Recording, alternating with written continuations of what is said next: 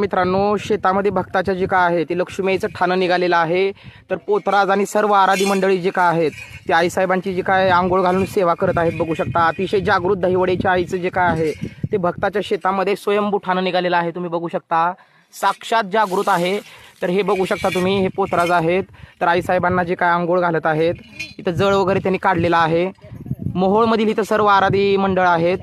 तर कशी वाटली भोळी बाबडी सेवा नक्की मला सांगा आणि खाली कमेंट्स करून तुम्हाला कसं वाटलं नक्की तुमचं जे काय मनोगत आहे ते व्यक्त करायला विसरू नका. ते लक्ष्मी आईचं पान आहे, दहिवडीचं लक्ष्मी आईचं ठाणं आहे. साक्षात दहिवडीतल्यासारखं वाटत आहे. अतिशय सुंदर रूपामध्ये जे काय आहे ते लक्ष्मी मातेनं जे काय आहे ते इथं आगमन केलेलं आहे.